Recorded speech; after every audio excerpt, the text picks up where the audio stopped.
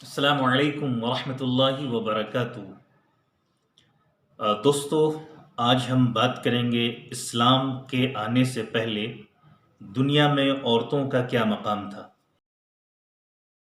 دوستو، اگر آپ ہمارے اس چینل پر نئے ہیں تو برائے مہربانی سبسکرائب کریں اور بیل آئیکن کو پریس کریں تاکہ نئے ویڈیوز کے نوٹیفیکیشنز آپ کو ملتے رہیں۔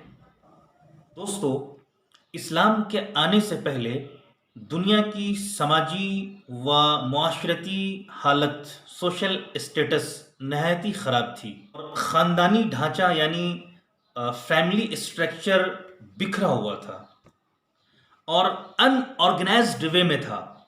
صلہ رحمی، قرابت داری، مرسی، کمپیشن کا نام و نشان تک نہیں تھا۔ قبل از اسلام یعنی بیفور اسلام انسانی سوسائٹی ذلت و کمینگی، حسد و بغض اور قتل و غارت گری میں مبتلا تھی، اور عورتوں کو اپنی قدر و قیمت کا احساس تک نہیں تھا۔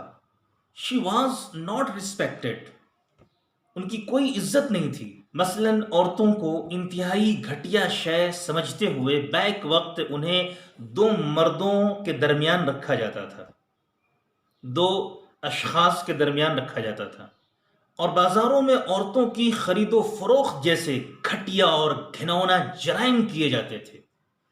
دنیا کی تمام قدیم تہذیبوں نے عورتوں کے ساتھ ظلم اور ناروا سلوک کو جاری رکھا، اور عورتوں کے لیے کہیں کوئی جائے پناہ نہیں تھی۔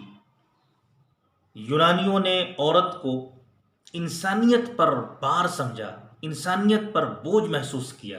رومی قوانین نے بھی عورتوں کے سارے اختیارات کو سلب کر رکھا تھا، اور کلیساؤں کا بنیادی نظریہ یہ تھا کہ عورت برائی کی ماں اور بدی کی جڑ ہے، اور ہندو مت میں عورت اور شودر کو نردھن کہا گیا ہے، یعنی انہیں مال سے محروم رکھا گیا ہے۔ اتھر وید میں لکھا ہے کہ اگر کسی عورت کے 10 شوہر ہوں اور اس کے بعد بھی اگر کوئی برہمن اس کا ہاتھ پکڑ لے تو وہ برہمن کی ملکیت ہو جاتی ہے، برہمن ہی اس کا شوہر ہے، برہمن ہی اس کا خاوند ہے، نہ کہ چھتری اور کوئی وش۔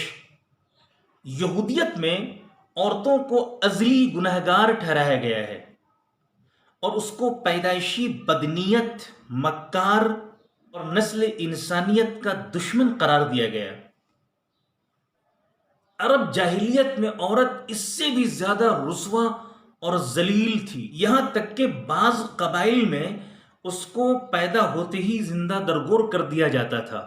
مگر جب اسلام آیا تو عورتوں کو حیات جاویدہ عطا کرتا ہوا آیا۔ جب اسلام آیا تو عورتوں کو تمغہ افتخار عطا کرتا ہوا آیا۔ اسلام نے عورت کو سب سے زیادہ قیمتی قرار دیا ہے، اور جو مقام اور حقوق عطا کیے اس کی مثال کہیں نہیں ملتی ہے، کسی بھی مذہب میں، کسی بھی فلسفے میں، کسی بھی تہذیب میں، کسی بھی کلچر میں نہیں ملتی۔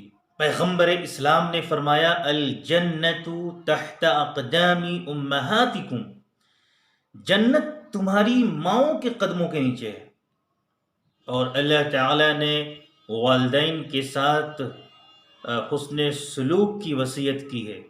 وَقَضَىٰ رَبُّكَ أَلَّا تَعْبُدُوا إِلَّا إِيَّاهُ وَبِالْوَالِدَيْنِ إِحْسَانًا، اور تمہارے رب نے حکم فرمایا کہ اس کے سوا کسی کی عبادت نہ کرو اور والدین کے ساتھ حسن سلوک کا معاملہ کرو۔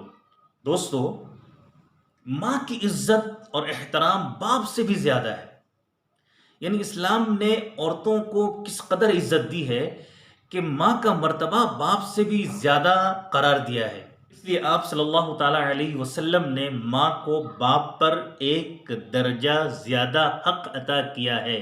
ماں چاہے سگی ہو، سوتیلی ہو، رضائی ہو یا غیر مسلم ہو، یکساں طور پر سب کا احترام کیا جائے گا، اس لیے کہ واضح حکم دیا گیا ہے کہ انہیں اف تک نہ کہو۔